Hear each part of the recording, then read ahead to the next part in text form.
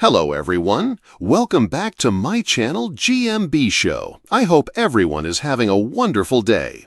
The chase left a number of viewers rather annoyed during the latest installment as a player was quick to dish out advice to her teammates even though she did the complete opposite.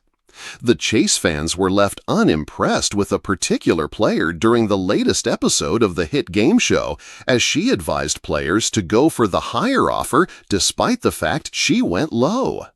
Presenter Bradley Walsh was back with a fresh set of contestants on Tuesday, January 28, who were hoping to win big money. But with player 1 Nathan being caught by chaser Mark the Beast Labette early on in the second round, the team were evidently shaken. With player number 2 Olivia up next to face the chaser, she decided to play it safe and go for £1,000 instead of the £4,000 she earned in the cash builder. But despite making the decision to go low, Olivia was more than happy to tell her remaining teammates, Martin and Michaela, to go for the big bucks. But this left the chaser confused as well as viewers at home. Hitting back, Mark snapped, "How can you say that?" Another said, "Olivia, not impressive." A third penned, "Wow, Olivia has got nerve. Go high," right after she went for the dreadful low offer. While a fourth upset viewer shared, "Olivia tells Michaela to go big for $60K after she went low for $1,000. P3 and P4 should have gone high anyway and leave her on her own with her grand, then get annihilated by the beast." Later on in the show, both Michaela and Michaela put on dazzling performances, securing their place in the final. With £12,000 in the kitty, the 3 remaining players had all to play for. In the final, the team did a spectacular job and managed to answer 18 questions correctly between them. Surprisingly, Mark made a few errors during the final chase, which meant the team came out victorious. Seeing the team win big, viewers at home had plenty to say, with one person writing, "The Beast wasn't just in form today. I've never seen him lost a chase with so much wide margin. Congratulations to the team though, they deserve the win." While another said, "The chaser gave up at about the 10-12 secs left mark, but still a brilliant game by the team. Fantastic pushbacks. Congrats to a well-balanced team."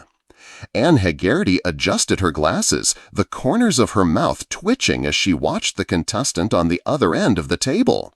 The studio lights hummed above them, but the real spark was in the tension hanging between the governess and Mark, a 28-year-old personal trainer who had spent the last 3 minutes bragging about how easy the chase was at home.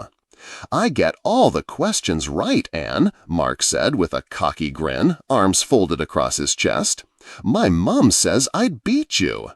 A ripple of laughter from the audience made Anne's eyebrow arch, the twinkle in her eyes unmistakable.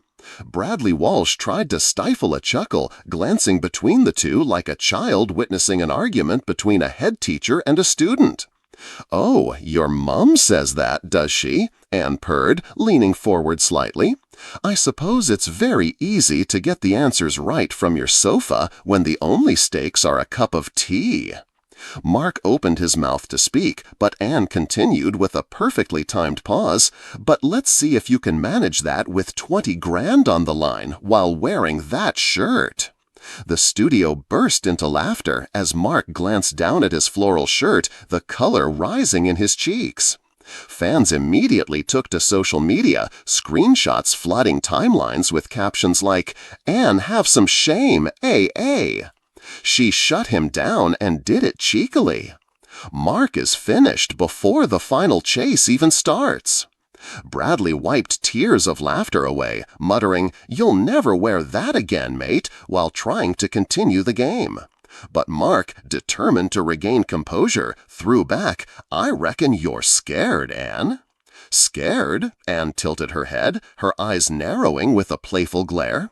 "Darling, the only thing that scares me is the idea of you winning and thinking it was your shirt that helped you."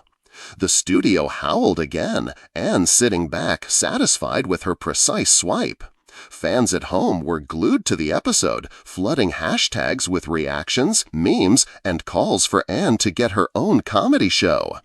As the game continued, Mark stumbled on a question about Shakespeare, and Anne delivered the final blow with her signature smile. Bit trickier than the living room, isn't it, darling? Mark managed a grin, giving Anne a nod of respect as the £20,000 was snatched from him. Bradley ended the segment with, "And that, ladies and gentlemen, is how the governess keeps the chase in order." Backstage, Anne sipped her tea, her phone buzzing with messages from friends sending her fan reactions telling her to have some shame. She only smiled, scrolling through them before replying, "I'll have some shame when players stop giving me reasons not to." And in that moment, viewers knew that the governess wasn't just the queen of the chase, she was the queen of the clapback, and they wouldn't have it any other way.